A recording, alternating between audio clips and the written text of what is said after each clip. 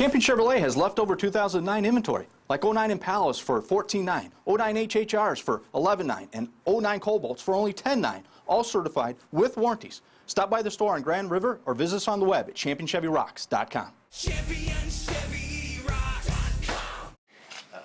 Our investigation revealed that the torturous beatings of 4-year-old little Dominick Calhoun began on Thursday, April 8th.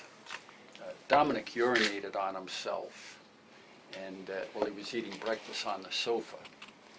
The urine soiled the sofa, and defendant Hayes savagely beat him about the head with his fists again and again, and then kicked him in the head again and again. He was trying to, as our investigation revealed, he was trying to give a sense of discipline to little Dominick. Defendant Hayes, still angry about Dominick soiling the sofa, hit Dominick's mother, Corrine Baker, about the face and pulled chunks of her hair out, and we have those chunks of hair. While he was beating her, the defendant was asking her, who's going to pay for this, meaning the sofa. The following day, April 9th, our investigation revealed that the defendant, Hayes, kicked little Dominick in the head and the genitalia again and again. Dominick's mother, Corrine, was also kicked in the head by defendant Hayes when she covered up Dominick's body with her own.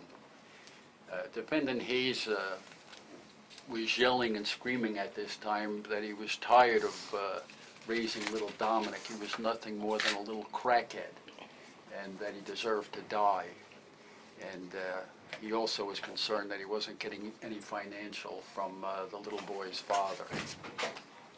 We also learned from our investigation on the following day, Saturday, little Dominick was lying listlessly on his bed when the defendant dragged him out of the bed by his arm.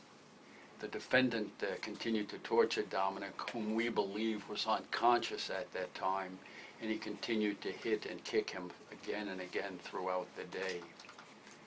On Sunday, April 11th, Christine Baker, the sister of Corrine Baker, she came to the house. She wanted to purchase drugs from defendant Hayes and Corrine Baker. And it was at that time that Christine observed her sister bruising on her sister along with the badly beaten little Dominick. She left and she told Dominick's grandfather, Robert Calhoun, what had taken place inside the house. At approximately 2:30 p.m., Mr. Calhoun approached Argentine police officer Angelos Panos and stated frantically that they needed help at the Pinehurst apartment complex because his grandson was dying. The Argentine officer accompanied Mr. Calhoun to the apartment complex, apartment 408, and when they entered the east bedroom where 4-year-old Dominick was lying on his back, unconscious, in a t-shirt and pull-up pants. And I understand that a common term for that would be training pants. The boy was unconscious and moaning with shallow breathing at that time.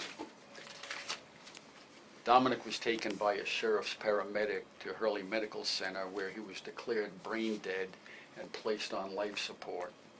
We later learned from a hospital physician that little Dominick was kicked in the genitalia and in the head over and over again, and that a portion of the skull had to be removed because his brain was so swollen, and they had to relieve the pressure.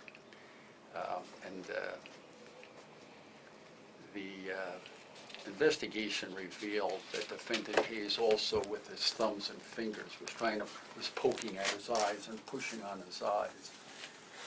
This case goes beyond torture,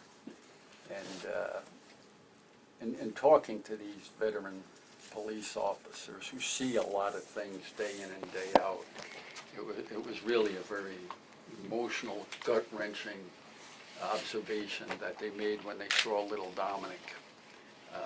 I think all kids, they talk about the boogeyman and they dream about the boogeyman. Little Dominick met his boogeyman, and that was defendant Hayes.